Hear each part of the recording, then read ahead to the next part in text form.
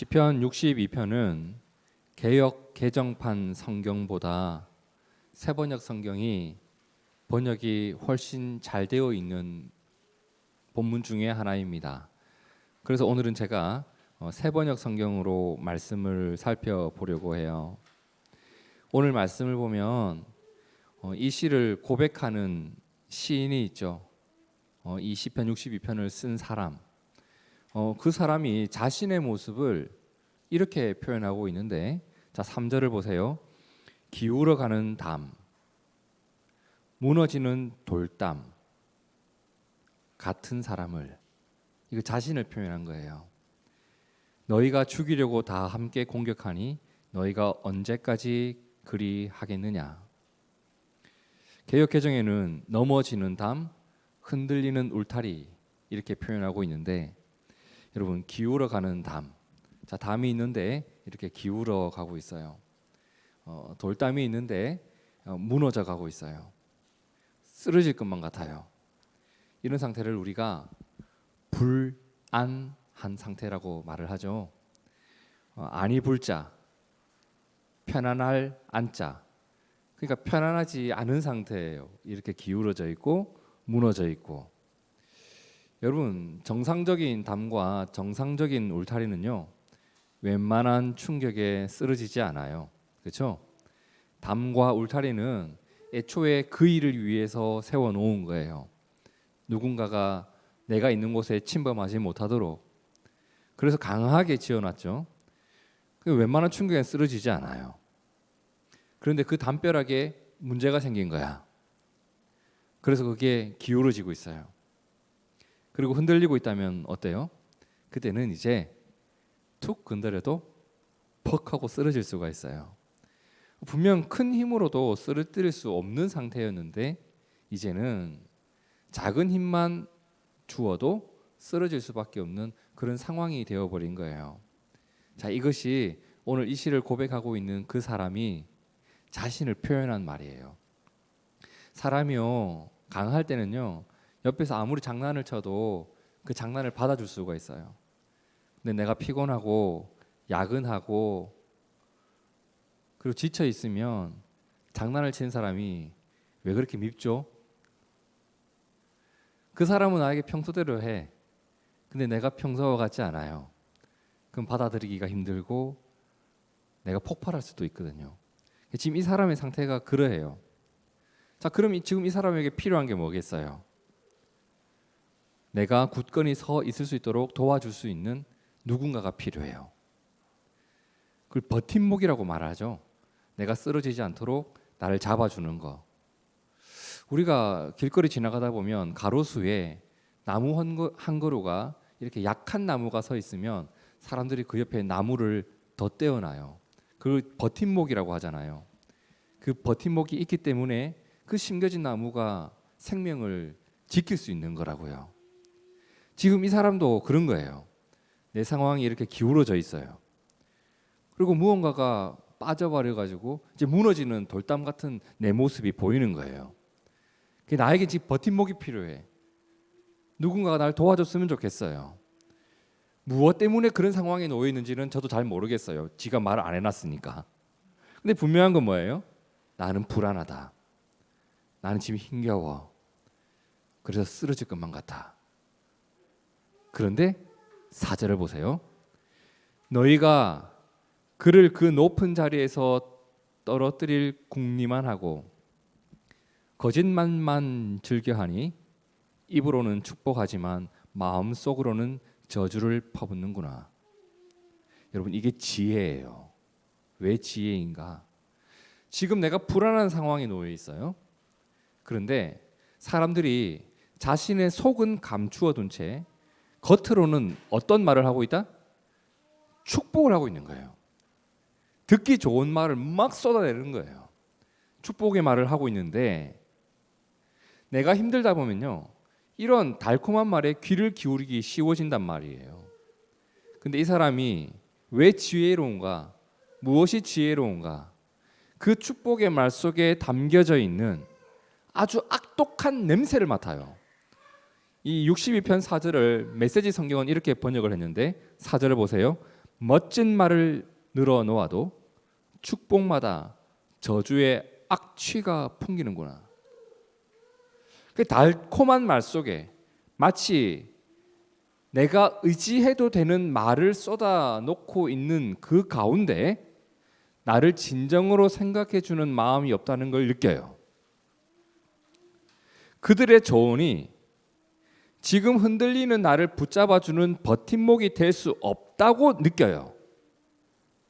오히려 그들의 말은 불안한 나를 완전히 쓰러지게 하는 내용이었고 내가 취하지 말아야 할 선택지였다는 것을 그가 느꼈단 말입니다. 누군가가 나에게 좋은 조언을 해줄 수 있죠. 이 힘겨운 상황을 벗어날 수 있는 무언가 대안을 해줄 때도 있단 말이에요. 근데 여러분, 그걸 무조건 우리가 붙잡으면 안 되잖아요. 그것을 지혜롭게 구분할 줄 알아야 되는데 이 사람에게는 그들의 말을 듣는 순간 이것이 나를 위한 말이 아니라는 것을 느꼈다. 시편 5편을 보면요, 지금 이 상황과 굉장히 비슷한 상황의 말씀이 나와요. 시편 5편을 보면 더 상황이 잘 이해될 것 같아서 한번 보면, 자, 시편 5편 9절을 함께 읽어봅니다. 시작. 그들의 입에 신실함이 없고 그들의 심중이 심히 악하며 그들의 목구멍은 열린 무덤 같고 그들의 혀로는 아첨 하나이다. 내 주변에 참 말을 잘하는 사람이 많아. 근데 그들의 특징이 뭐냐면 신실함도 없고 진실함도 없고 마음은 악하고 열린 무덤 같은 말만 쏟아놓고 있다. 나를 수렁에 빠뜨리는 말을 하고 있단 말이에요. 입만 열면 듣기 좋은 말은 하는데 아첨이야. 여러분, 아첨의 특징이 뭐예요? 지 잘되기 위해서 나를 높여주는 거예요. 그러니까 내가 고꾸라지는 건 사실 관심 없어. 그 말을 하는 그 본심은 자기가 높아지는 것이지 나를 살리는 게 아니란 말이에요. 그들의 말이 쓰고 아픈 말이 아니었어요. 오히려 달고 그 좋은 방법인데 라는 생각이 들 정도로 혹하는 말을 그들은 내뱉고 있었습니다. 그래서 내 육신의 생각으로는 그거 좋은 방법인데 라는 판단을 했을지도 몰라요. 그런데 내 영혼은 그들의 말을 거부하고 싶은 거예요. 왜? 현실적으로는 그들의 말이 옳을지 모르겠지만 신앙적으로는 그들의 말이 틀리고 또 틀리게 들렸던 거예요. 내 영혼이 거부하고 있는 것, 즉 하나님을 의지하고 하나님의 말씀을 받아들이고 있는 내 심령이 받아들일 수 없는 내용을 말하는 그들의 말을 거부하기 시작합니다. 그래서 이 사람은 그 말들 속에서 하나님의 지혜를 구하기 시작해요. 그게 8절인데 5장 8절 함께 읽어봅시다. 시작. 여호와여, 나의 원수들로 말미암아 주의 의로 나를 인도하시고 주의 길을 내 목전에 곧게 하소서. 이 사람, 자신 앞에서 아첨하는 사람들, 달콤한 말을 하는 사람들을 원수라고 표현해요. 여러분, 원수가 칼 들고 나를 죽이려는 하는 사람만 원수가 아니에요. 그 마음속에 악한 마음 품고 나를 넘어지게 하는 자들도 나에게 원수가 될 수가 있는 거예요. 그러니까 이 사람은 그들의 말이 아니라 무엇이 나를 인도해 주시기를? 주의 의로 나를 인도해 달라고 구합니다. 그러니까 주님의 의를 버팀목으로 삼아요. 내가 지금 쓰러질 것 같은데 내가 주님의 의로우심을 믿고 주님의 말씀 안에서 하루하루를 살아가는 것을 내 버팀목으로 삼아요. 세상에선 그걸 버팀목이라고 하지 않아요. 손해라고 말하고 멍청한 짓이라고 말할 거예요. 넌 그렇게 어려운데 어떻게 교회에 그렇게 헌신하며 살아가는가? 너는 그렇게 언제까지 주님만 따라갈래? 예수만 따라갈래? 이 예수쟁이야. 사람들은 그래 말할지 모르겠지만 우리는 그것이 나를 살리는 버팀목이 된다는 것을 믿는단 말이에요. 그래서 이 사람이 구한 게 뭐였냐면 그 주님의 의를 따라 주님의 길을 걸어갈 수 있는 발걸음을 내딛게 나를 도와달라고 구하기 시작합니다. 그런데 이 사람은요, 이 마음을요 단순히 바램으로만 갖고 있지 않았어요. 그것을 구체적으로 실현하기 위해서 했던 일이 있었는데 5장 7절에 나오죠. 오직 나는 주의 풍성한 사랑을 힘입어 주의 집에 들어가 주를 경외함으로 성전을 향하여 예배하겠습니다. 하나님을 경외하고 하나님을 예배하는 일을 작은 일로 여기지 않았다. 힘드니까 예배를 하는 거예요. 흔들리니까 예배를 드려요. 예배를 드릴 수 없는 상황이기 때문에 예배를 드린 거예요. 코로나 지나가고 나서 이상하게 사람들 몸속에 배어버린 게 뭐냐면 툭하면 온라인 예배예요. 예배를 드릴 수 없는 상황이 되었으니 예배를 포기해버려요. 여러분, 이게 우리의 신앙을 바로 세우는 길은 아니에요. 제가 여러분 듣기 좋게 그럴 수도 있죠. 그럼 저한테 이 원수 같은 놈아 이래야 돼요. 어디 그런 달콤한 말을 짓거리고 있어. 예배하라고 해야지. 이렇게 저에게 말씀해 주시면 돼요. 여러분, 이 사람은 제가 하나님을 경외해서 하나님을 예배하겠습니다 그래요. 이러한 믿음의 태도에서 믿음의 깊이가 생겨나기 시작해요. 그리고 그 깊어진 믿음이 나를 지혜롭게 하는 거예요.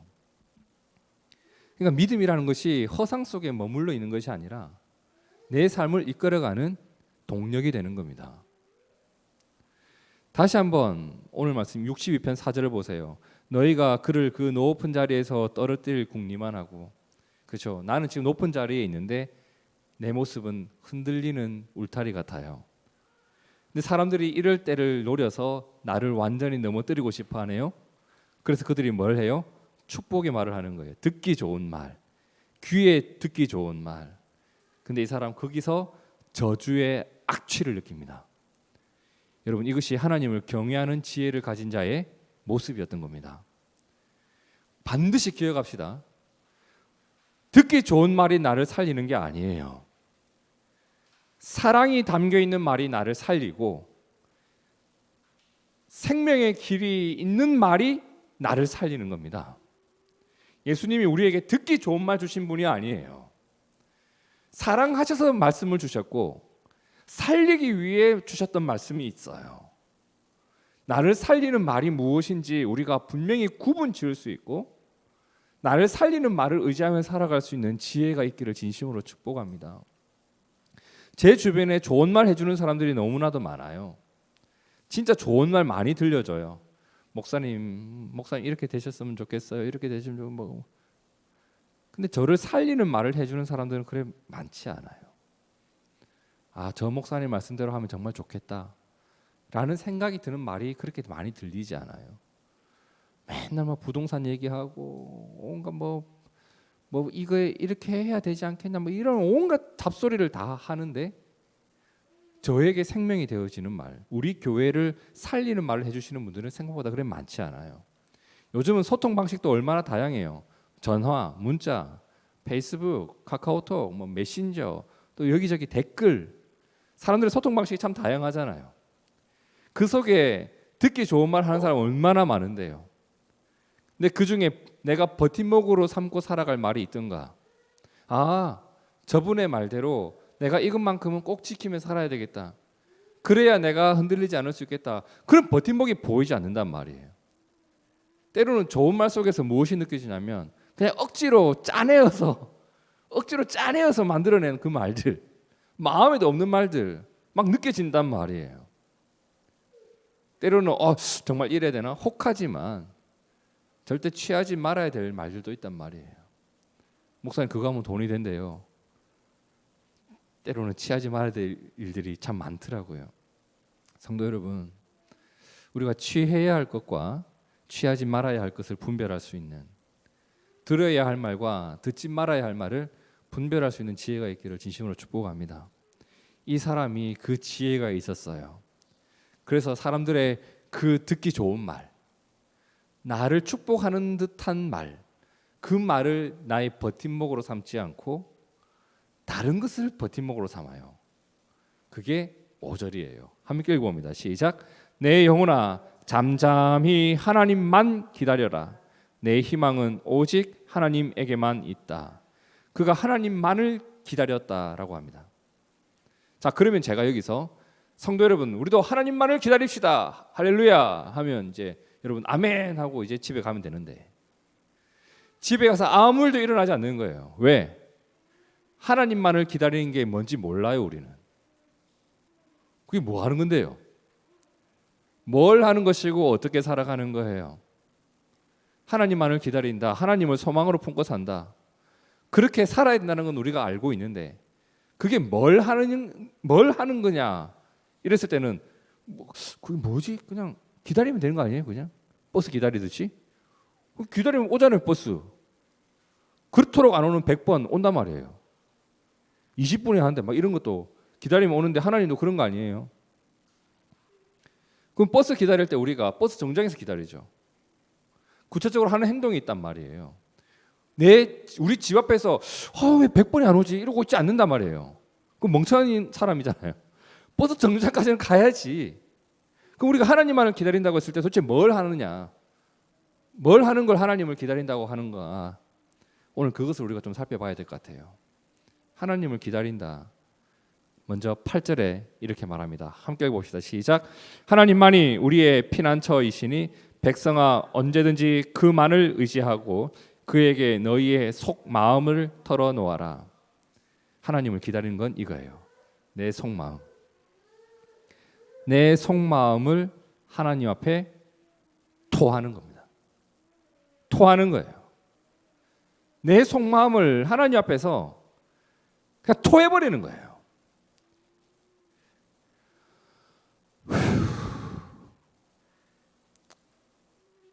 제가요 가끔은 이런 식으로 그냥 말도 안 나올 정도로 답답할 때가 있잖아요. 근데 이걸 이렇게 하나님 앞에서 한숨을 쉴 때가 있습니다. 여러분도 한숨을 그냥 하늘 보고 한번 쉬어보세요. 그냥 답답할 때 있잖아요. 출애굽기 2장 23절에 보면요. 애굽의 노예로 살아가던 이스라엘 백성들 하루하루가 고되고 소망이 없었던 그들이 매일매일 탄식과 한숨 속에서 살아갔거든요. 자, 그런데 그 탄식 소리 말이에요. 자, 출애굽기 2장 23절을 보세요. 이스라엘 자손은 고된 노동으로 말미암아 탄식하며 부르짖으니 그 고된 노동으로 말미암아 부르짖는 소리가 하나님께 상달된지라. 하나님이 그들의 고통 소리를 들으시고. 여러분, 내 속마음을 하나님 앞에 내어놓는 건 말이에요. 여기서 하나님을 기다리는 일이 시작되는 거예요. 여기서 시작하는 거예요. 이걸 놓치시면 안 돼요. 한숨을 쉬어도 하나님 앞에서 쉬고 하소연을 해도 하나님 앞에서 내어놓는 것으로 나의 하나님을 기다림이 시작되는 거예요. 이것 없이 하나님을 기다리는 건 없어요. 하나님, 이렇게 하나님을 기다리는 그 한 사람을 위해서 하나님은 반드시 일하십니다. 토하는 게 기다림의 시작이다. 그리고 뭘 하는가? 9절입니다. 신분이 낮은 사람도 입김에 지나지 아니하고 신분이 높은 사람도 속임수에 지나지 아니하니. 신분이 낮은 사람, 신분이 높은 사람, 즉 모든 사람들을 얘기하는 거예요. 사람들의 모습이 자기 이익에 따라 움직이고 내가 믿고 의지할 만한 것이 없다는 것을 표현한 겁니다. 그들은 모두 다 저울에 올려놓아도 입김보다 가벼울 것이다. 사람들의 말이 그렇지 않던가요, 여러분? 억압하는 힘을 의지하지 말고 빼앗아서 무엇을 얻으려는 헛된 희망을 믿지 말며 재물이 늘어나더라도 거기에 마음을 두지 말아라. 내가 흔들릴 때 제일 의지할 만한 게 돈 아닌가요? 통장이 비어져 가면 우리는 대부분 흔들리고 막 가슴이 막 철렁 내려앉아요. 근데 통장이 막 잔고가 쌓이기 시작하면 그때부터 내 인생은 갑자기 하이웨이를 탄 것 같은 그리고 아우토반을 올라간 같은 느낌이 든단 말이에요. 그런데 이 사람이 하는 말을 보면 억압하는 힘을 가지고 누군가의 것을 빼앗고 그렇게 빼앗아서 내 통장 채우는 거 그런 거 하지 마라 이런 말을 합니다. 하나님을 기다리는 게 뭐냐고요? 하나님의 방법을 따르는 거예요. 아무리 급해도 아무리 힘들어도 하나님의 미워하는 방법을 택하지 않는 것이 하나님을 기다리는 거예요. 내가 힘이 있어요. 배가 고프네. 빵 먹고 있는 친구를 패가지고 빵을 빼앗아서 맛있다. 이게 하나님의 방법 아닌 거 우리 알잖아요. 그럼 이거 안 하는 거예요. 지금 걔 것을 빼앗아 먹지 않아도 나를 먹이실 하나님을 믿고 그 일을 하지 않는 게 하나님을 기다리는 모습이에요. 잘못된 방법으로 재물을 얻어가지고 그 재물을 나의 버팀목으로 삼는 거, 그래놓고 하나님이 나를 축복했다고 말하는 거, 이건 다 거짓말이잖아요. 그거 하지 않고 하나님의 방법을 따르면서 하나님이 나를 도와주실 것을 믿고 기다리는 그 하나님을 버팀목으로 삼는 거. 여러분, 재물이 나쁘다는 게 아니에요, 그죠? 재물을 위해서 하나님을 버리는 게 나쁜 거예요. 우리는 재물이 힘으로 작동하는 자본주의 사회를 살아가고 있습니다. 그러다 보니까 재물에 내 마음을 빼앗기고 그것에 기대어 살아가기 쉬운 것은 저도 잘 압니다. 그런데 그것에 기대었다가는 내가 다시 쓰러질지도 몰라요. 지난주에 제게 이런 일이 있었습니다. 어떤 목사님 한 분이 저를 만나고 싶대요. 제가 그분 찾아가는데 1시간 반인가 걸렸어요. 차 안 밀리는 시간에 미친 듯이 달려갔는데도 1시간 반이 걸렸어요. 태어나서 처음 뵙는 분이에요. 그분이 저를 왜 만나자고 했을까? 거기까지는 수많은 이야기가 있지만 짧게 말씀드리면 이거예요. 젊은 목회자에게 힘을 좀 보태주고 싶은데 좀 신실한 사람을 만나고 싶다. 그래서 어떤 분에게 소개를 해달라고 했는데 그분이 저를 소개해줬다라는 이야기를 전해 듣게 되었습니다. 어쨌든 그런 연유로 그분을 찾아갔습니다. 올해 79살 된 여자 목사님이셨어요. 굉장히 밝고 반갑게 저를 맞아주셨습니다. 근데 그 목사님께서 저에게 이런 말씀을 해주시는 거예요. 목사님, 나도 이제 그만해야 되겠다고 생각한 적이 한두 번이 아니었다. 정말 많은 경우 이제 그만하고 싶다는 생각을 했었는데 하나님이 나에게 주신 복이 뭐냐면 하나님이 시킨 대로 하루하루 살아왔다.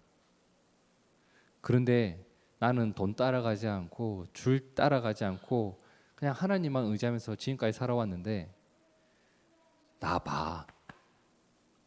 지금 내 나이 또래 목사님들 다 병원에 누워있고 어떤 사람은 벌써 하나님 곁에 갔고 근데 하나님 날 쓰는 걸 봐.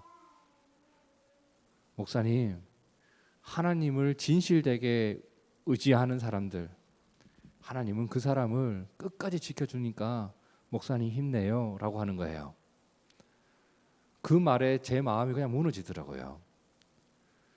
눈물이 주룩주룩 흘러내리는데 저의 손을 꼭 붙잡고 봉투 하나를 주는데 그 안에 돈이 들어있어요. 그 교회 성도들이 저희를 위해서 기도하면서 헌금을 했대요. 태어나서 처음 만난 분이에요. 태어나서 처음 가본 교회예요. 자, 그 교회 성도가 몇 명일까? 15명입니다. 그 교회 평균 연령이 몇 살일까? 70입니다. 할아버지 할머니들이 모여서 전문 목회자가 세워가는 교회에 돕겠다고 그 교회 성도가 15명입니다. 여러분,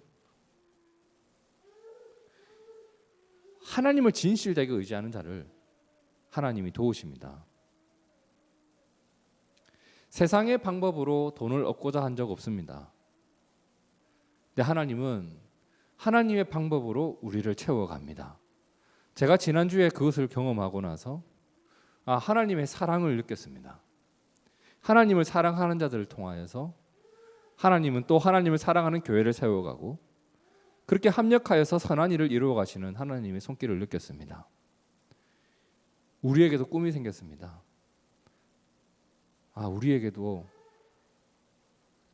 우리도 이제 누군가에게 힘이 되어주는 사람, 힘이 되어주는 교회가 되어야겠다. 우리도 꼭 그렇게 하나님을 진실되게 사랑하는 자를 돕는 교회가 되었으면 좋겠습니다. 자, 하나님을 기다린다는 것 뭐라고 했나요? 하나님 앞에서 내 마음을 털어놓는 것, 토하는 것, 그죠? 그리고 하나님의 방법을 지켜내는 것. 그리고 마지막 셋째로 11절이에요. 11절, 12절 함께 읽어봅니다. 시작. 하나님께서 한 가지를 말씀하셨을 때에 나는 두 가지를 배웠다. 첫 번째, 권세는 하나님의 것이요. 두 번째, 한결같은 사랑도 주님의 것이라는 사실을. 주님께서는 각 사람에게 그가 행한 대로 갚아 주십니다. 하나님을 기다리는 게 뭐냐? 하나님의 권세를 인정하는 겁니다. 하나님의 사랑을 의지하는 겁니다. 하나님의 은혜를 아는 겁니다. 이러한 믿음이 내 삶의 버팀목이 된다고요. 오늘 말씀 시편 62편을 노래한 사람은 처음에 자신의 모습이 뭐 같다고 했어요? 기울어가는 담. 울타리인데 어떤 울타리? 흔들리는 울타리. 나에겐 버팀목이 필요해. 근데 내 주변에서 얼마나 좋은 말을 많이 해주는지. 근데 그는 알았어요. 거짓말이고 저주 섞인 말이고 가볍고 가벼운 말이었어요. 이 사람, 그 사람들의 가벼운 축복 한마디를 내 버팀목으로 삼지 않았습니다. 그는 무엇을 버팀목으로 삼아요? 하나님만을 기다리는 것으로 내 삶의 버팀목을 삼아요. 그럼 하나님을 기다린다는 게 뭐예요? 하나님 앞에서 내 속마음을 토해놓고 필요한 재물을 하나님의 방법으로 얻어가고 하나님의 방법 안에 거하고 그리고 행한 대로 갚아주시는 그 하나님 앞에서 오늘의 헌신을 드리며 믿음으로 살아가고 있었던 것. 그가 이러한 삶을 지키면서 드렸던 고백이 시편 62편 1절입니다. 내 영혼이 잠잠히 하나님만을 기다림은 나의 구원이 그에게서만 나오기 때문이다. 하나님만이 나의 반석, 나의 구원, 나의 요새이시니 나는 결코 흔들리지 않는다. 우리가 찬양으로도 참 많이 하는 고백이죠. 나의 영혼이 잠잠히 하나님만 바라며. 그것이 노래로만 되는 것이 아니라 오늘 우리의 삶의 고백이 되기를 진심으로 축복합니다. 내가 기울어가는 담 같을 때가 있어요. 그때 하나님께 내 속마음을 토했더니 내가 바로 세워져가는 시작이 돼요. 내가 흔들리는 울타리 같을 때가 있어요. 근데 그때 돈 쫓아가지 않고 사람들의 감언이설에 넘어가지 않고 꿋꿋이 하나님의 방법을 따라 하나님을 따라갔더니 내가 흔들리지 않는 거예요.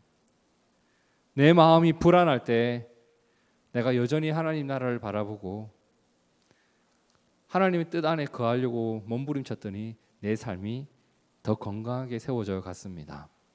오늘 우리도 이러한 믿음의 고백으로 살아가는 한 사람 한 사람 그리고 우리 교회 되기를 진심으로 바랍니다.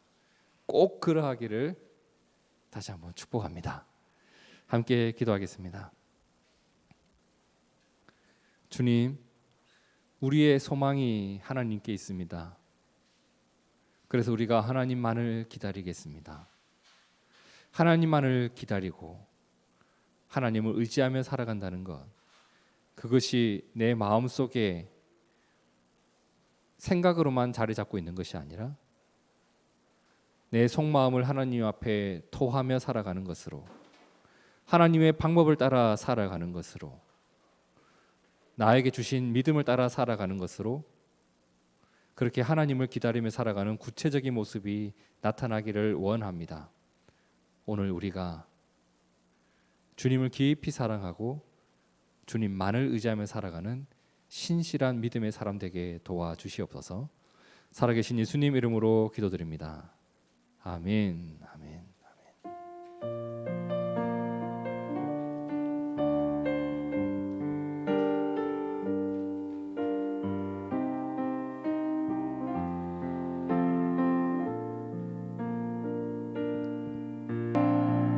하나님 아버지, 믿음으로 살아가는 우리 둥지교회 성도들, 저들의 손을 하나님이 굳건히 붙잡아 주시옵소서. 믿음으로 교회를 세워나가고 있고 믿음으로 하루하루 살아가고 있습니다. 저들의 삶의 발걸음을 하나님께서 힘있게 하여 주시옵소서. 때로는 무너지는 담처럼, 흔들리는 울타리처럼 내 마음이 흔들 때가 있고 내 삶에 어려움이 있을 때가 있습니다. 주님, 그때 내가 무엇을 의지해야 하는지 분명히 분별할 수 있는 지혜를 우리 가운데 허락하여 주옵소서. 사람들의 헛된 말을 따라가지 않고, 나를 무너뜨리는 말을 따라가지 않고, 오직 하나님께서 원하시는, 하나님이 나에게 주신 말씀을 따라 나의 삶을 살아갈 수 있는 지혜가 있게 도와주시옵소서. 알 뿐만 아니라 믿고 따라가는 구체적인 삶의 모습이 있는 우리가 되기를 원합니다. 우리를 도와주옵소서. 지혜를 주시고 지혜를 따라 살아갈 수 있는 굳건한 믿음을 허락하여 주옵소서.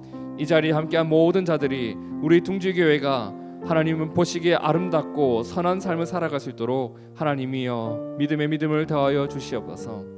다음 한 주간의 삶 속에서도 하나님의 지혜로 이 땅을 살아가며 헛된 것을 따라가지 않고 하나님께서 주시는 복을 따라 하나님의 말씀을 따라 살아가는 우리가 되게 하나님 도와주시옵소서. 하나님, 우리의 힘이 되어 주옵소서. 우리의 능력이 되어 주옵소서. 그 하나님을 신실히 기다리고 신실히 바라보며 살아가는 주의 성도 되기를 원합니다. 우리가 그러한 교회, 그러한 성도가 되게 도와주옵소서. 이제는 우리 주 예수 그리스도의 크신 은혜와 하나님의 사랑과 성령의 함께하심이 하나님만을 기다리고 하나님만을 바라보며 살아가길 원하는 우리 모두 위에 이제로부터 영원토록 함께하시기를 간절히 축원하옵나이다. 아멘, 아멘, 아멘.